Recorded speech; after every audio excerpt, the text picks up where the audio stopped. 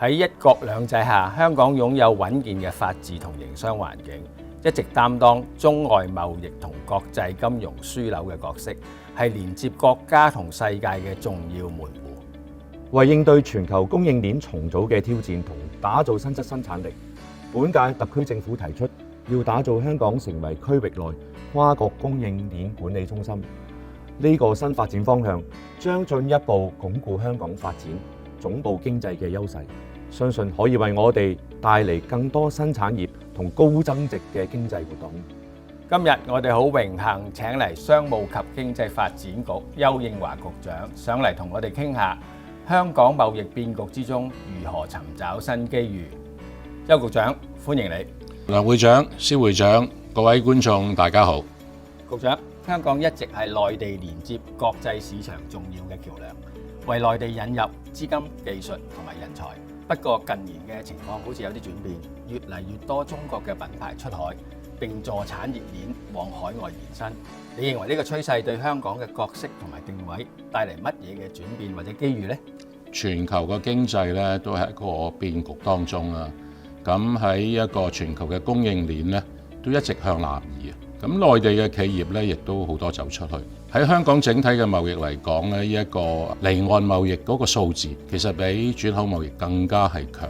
咁呢個係一個趨勢啦。香港作為一個一國兩制底下，咁我哋嘅角色咧就係希望咧係可以做到係將一個企業帶入嚟啦，亦都可以將企業帶出去啦，做好一個超級增值人同埋超級聯繫人嘅角色。咁我哋希望咧就可以咧將內地嘅企業經過香港係走向其他地方，走向其他經濟體。所以我哋係希望打造一個跨國嘅供應鏈中心。咁俾到內地嘅企業咧，可以利用香港作為一個平台，建立一個地區總部啦，或者係總部喺香港咧，係管理佢嗰個供應鏈嘅業務，同埋佢喺外地嘅業務。局長，你啱啱提出咧，政府要打造香港成為跨國供應鏈嘅管理中心啊，以配合國家發展新質生產力。呢個角色同以往香港做開嘅轉口港有咩唔同呢？當局有咩具體政策？香港亦都有咩優勢可以吸引海內外嘅企業嚟香港建立國際或者區域總部呢？其實香港作為一個國際貿易中心咧，呢一個強勢啦，亦都喺三中全會裏邊咧，亦都提到咧，香港有3個好大嘅中心係要留意嘅。一個就係金融中心啦、國際貿易中心啦，同埋一個船運中心啦，物流中心啦。咁喺呢幾方面嚟講咧，其實如果我哋做個跨國供應鏈中心咧，我哋係有一個良好嘅安排同政策。咁呢個投資推廣署咧，同埋呢個貿發局咧，係會有不同嘅配套咧，係幫到內地嘅企業咧，利用香港咧係走出去嘅。咁其實投資推廣署咧，就喺內地咧，亦都會物色一啲企業啦。咁譬如去到蘇州啊、南京啊或者杭州嘅地方，已經係做咗啲功夫。咁希望咧就係探求到一啲有興趣走出去嘅企業咧，利用香港作為一個平台咧，走向其他嘅經濟體。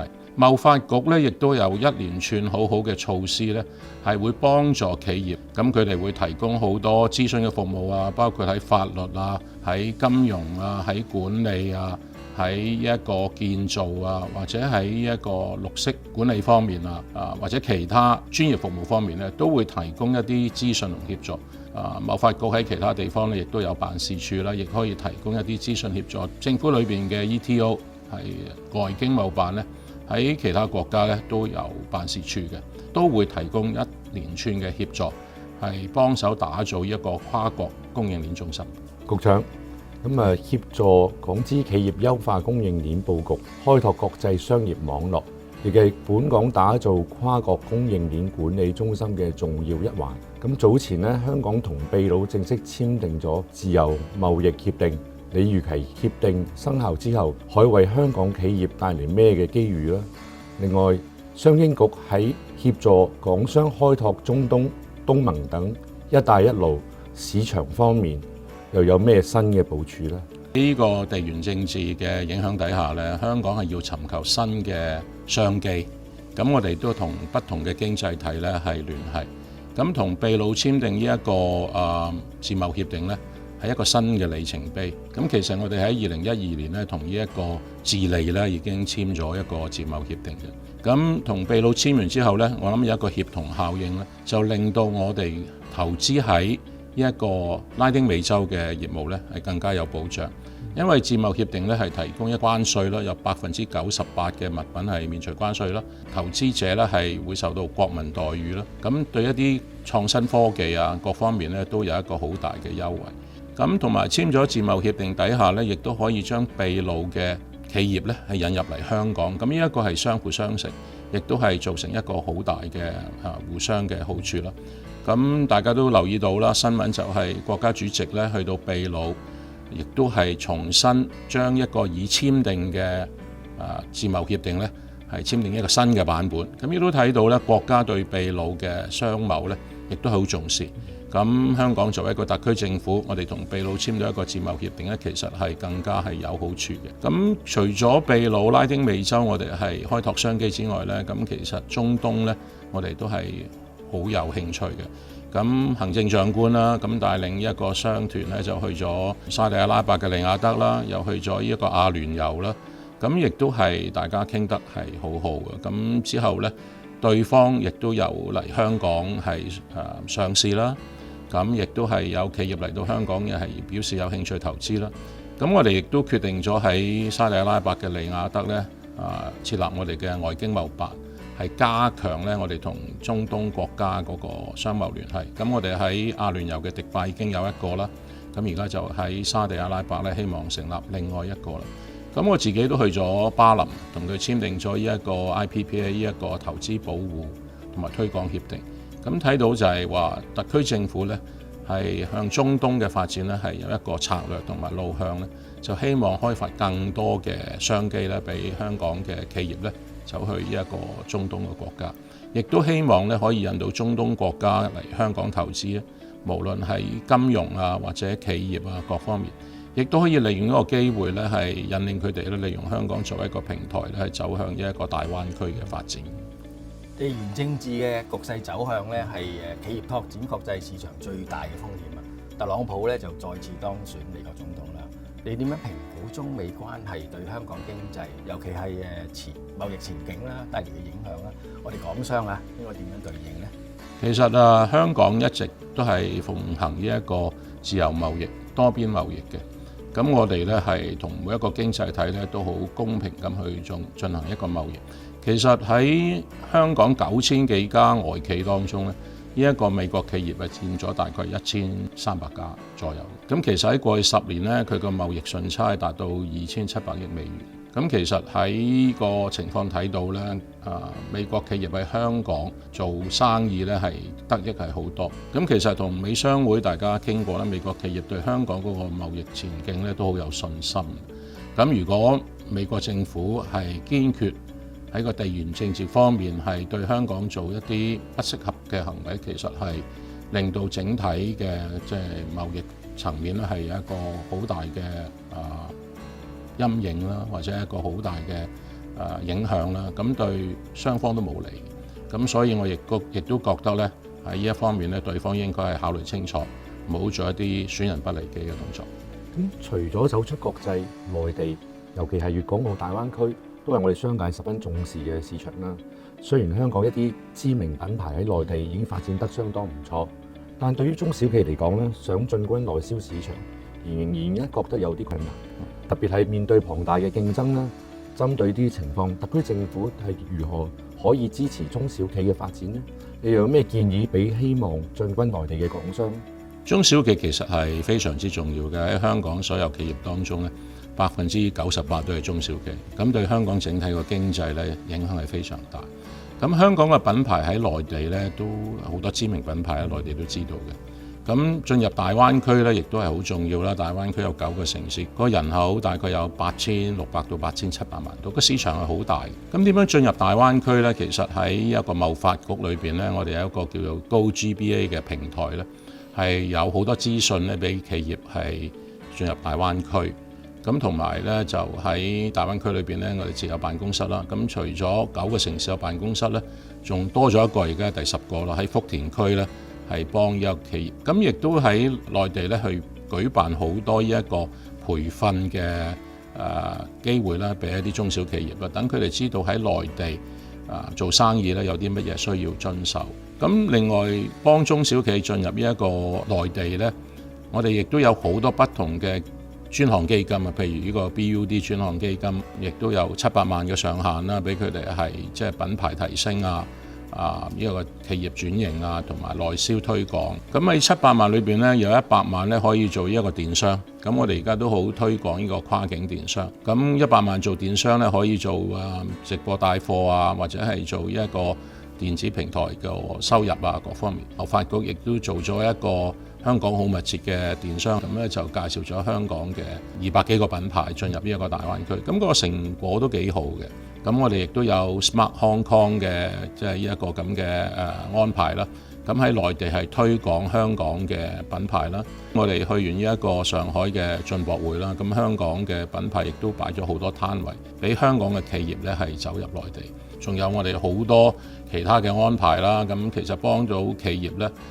譬如話喺我哋呢一個同內地簽嘅 CEPA，內地同香港呢一個緊密經濟關係嘅協定裏邊咧，而家又開放咗好多一個專業服務，總共153個咁多，咁亦都俾香港嘅專業服務咧進入到內地咧係冇任何限制。咁香港亦都有好多好嘅消息係俾到全世界啦，可以將企業引入嚟香港，然後走入大灣區。咁譬如話我哋嘅地租啦，已經嗰個地契已經係延續50年啦，由2047年之後開始。咁同埋即係對外國企業嚟到香港嗰個簽證咧，亦都係寬鬆好多。其他仲有好多就係話電商2啦，咁又有呢一個進出口呢一個擔保咧，由90%去到95%咁又還息不還本咁所以睇到喺特區政府嚟講咧，都做咗好多功夫。嚟到最後一條問題啦，港商積極走出去之餘，我哋都留意到近年有越嚟越多嘅企業走返嚟。根據我哋早前進行嘅會員調查，有超過一半回應企業表示有興趣將業務遷回香港或擴大在港投資。你係點睇呢個趨勢咧？當局又有乜嘢措施去吸引同協助佢哋咧？會長，其實呢個好好問題就可以同大家分享。以前我哋外企咧就有9039間，但係今年咧我哋增加咗10%咁多，去到9900間。咁樣外企都有興趣嚟香港啦，咁走咗出去嗰啲梗係翻嚟啦。咁喺即係香港嗰個營商環境係真係好優越嘅。我哋有優良嘅法制啦，我哋資金流動啦，我哋用呢一個普通法啦，我哋都係一個仲裁中心啦。頭先都講到啦，就喺 CEPA 方面咧個寬鬆啦。咁我哋亦都有其他嘅措施係幫助啲企業喺香港落戶啦。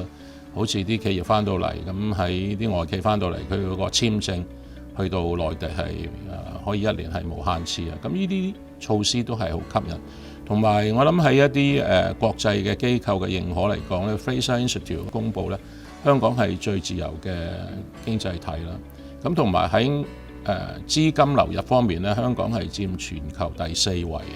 咁可以睇到咧，不同嘅國家、不同嘅經濟體嘅企業咧，都對香港存有一個好大嘅信心。咁企業嘅數量增加啦。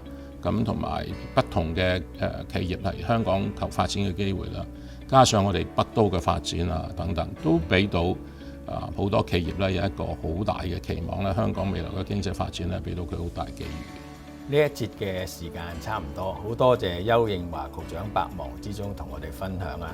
可以講香港同港商喺對應全球供應鏈重組挑戰方面，其實已經累積咗唔少經驗。並響當中尋找到新嘅機遇。廠商會近年幫唔少港企同內地產業走出去，仲即將舉辦國際汽車及供應鏈博覽會，找緊呢個新嘅趨勢。今日多謝局長，拜拜。拜拜。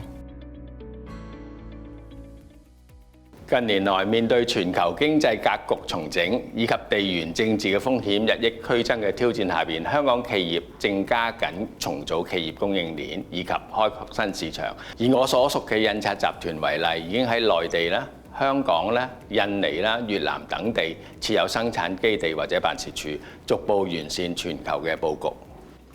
喺咁多個市場裏邊咧，一帶一路沿線國家成為我哋近年積極發展嘅重點版圖。我哋廠商會咧都有唔少嘅會員企業咧已經早着先機，就好似今日嘅嘉賓新翼鞋業董事總經理梁日昌先生，佢會為我哋分享咧一帶一路嘅發展經驗。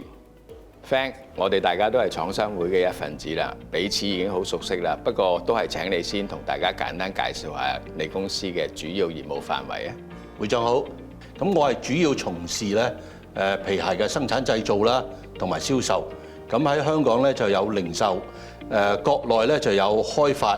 2010年咧就我國內嘅生產咧移咗部分就去非洲，就埃塞俄比亞。喺咁多嘅海外市場當中咧，點解你會揀埃塞俄比亞市場咧？當中有咩特別嘅因素你要考慮咧？其中咧你又遇到咩挑戰咧？其實2010年咧，我哋去埃塞俄比亞做之前咧，就我哋嘗試過俾一啲訂單俾當地一啲廠去做嘅。咁啊，發覺佢個手藝啊各方面都可以做得到。咁於是乎先係考慮當地嘅地方。咁當然啦。就最主要咧，就係埃塞俄比亞咧有一個特別嘅優勢，就係因為佢本身當地咧就好多高山羊皮嘅來源。咁最初咧就我個 partner 咧就喺意大利咧，佢發現，咦好多真皮嘅來源咧，其實都係嚟自於埃塞俄比亞嘅。咁呢個係一個最主要嘅誘因，就令到我哋考慮埃塞俄比亞成為一個生產基地。當然啦，因為皮佔咗我哋鞋嘅生產製造咧，主要嘅成本咧超過20%，咁對於我哋喺成本嘅控制上面咧就比較方便啲。咁但係由2010年至到2025年嘅今日咧，我哋差唔多有15年嘅時間或者14年嘅時間啦。咁當然裏邊有好多嘅變化改動啊。咁頭嗰7、8年咧就有一個比較好啲嘅時刻。咁跟住隨住咧就當地政局嘅變化，咁當然亦都會遇到一啲困難，包括我哋喺疫情裏邊，咁有好多內地嘅同事啊，就希望急需要翻嚟國內啊咁樣，咁呢啲都係成為我哋一啲困難點。但係近期隨住因為特朗普對中國加徵關稅，我哋都收到一啲客戶嘅要求，希望將更加多嘅生產移去非洲。咁可以講就如果冇咗非洲嘅生產咧，咁其實我哋喺適應整個供應鏈上面咧嘅困難係會更加多嘅。講到海外嘅拓展咧，其實亞洲咧真係都有好多機會。咁我公司最近都去咗越南設立我哋嘅新廠。我哋一直都係客戶有好多需求啦，咁市場都喺度改變緊啦。咁所以我哋去越南咧都係俾我哋有啲驚喜喎，因為我哋短短用咗幾個月嘅時間咧，就已經可以將我哋成個由攞到個廠房啊，至到整個裝修啊，整個即係其實嗰個進度啊、個速度啊，喺越南其實都可以做得好快，我哋用咗4、5個月嘅時間就可以投產。另外咧又感覺到越南都係人比較年輕，都有好多動力，亦都應該有好多機會。咁所以咧，我哋發現原來亞洲都有好多市場機會嘅喎。咁而家咧，其實國家咧正喺度大力推動新質生產力啊，我哋越嚟越多咧內地嘅品牌都出海嘅。咁你有好豐富嘅國際經驗啊，你認為港商咧喺當中可以扮演咩角色咧？好多經驗咧又唔特別講得，咁但係即係鞋嚟到講咧，其實喺越南嘅生產製造咧都佔咗一個好大嘅比例。喺2016年，即係特朗普第一次嘅貿易戰之前咧，我哋鞋嘅出口咧，中國鞋嘅出口咧，大概係有15億對。咁但係咧喺佢開打咗貿易戰之後，2017年啦，一路去到今年2025年啦，咁其實已經跌到得返5億5千萬對。咁其中咧就我哋見到咧，越南喺我哋做鞋裏邊咧，差唔多大部分嘅鞋廠都移咗去嗰度。對於我哋剛才講生產新質生產力，咁其實我哋見到好多咧，我哋嘅原材料咧，其實都係嚟自內地嘅。咁到目前為止咧，可以講從我哋喺資料上邊，即係中國商務部啊、越南商務部啊，見到咧大概我哋喺皮鞋製造裏邊咧，我哋嘅原材料佔比咧就會100蚊嘅越南嘅出口，其實大概都有成40幾蚊嘅材料咧係嚟自中國嘅，咁可以講係一個即係比較特別嘅數字。咁新質生產力裏邊講嘅所謂其中一環，最主要就係呢個新業態。咁其實所謂新業態，亦都包括我哋而家移出嚟喺外地做生產製造呢一環，要用每個地方嘅優勢去做更加好嘅嘢產品俾我哋嘅市場。或者咁講啦，而家我哋都好熱門講新質生產力係嘛？咁其實咧，我哋港商從來一直咧都推動啊，我哋好多要大幅提升生產力啦，用先進嘅科技啦，或者我哋經常都好多創新嘅。我諗咧，我哋創新係用新嘅物料、新嘅技術啦，我哋喺中國都做得好成功。如果我哋能夠將呢啲新質生產力啊推廣到我哋喺海外嘅廠，可能都對我哋有好大嘅幫助嘅。咁你對於企業要拓展海外，你認為最重要嘅要素係咩先？因為我哋而家好多我哋嘅行家企業都想走出去㗎，你有咩建議呢？你又覺得邊個新興市場比較好呢？其實如果即係當我哋講市場嘅時候咧，最主要我哋講好多朋友咧就諗住淨係即係個產品出口去邊個市場。咁實質上咧，我哋講嘅市場包括好大嘅，就係人力市場啦、資源市場啦。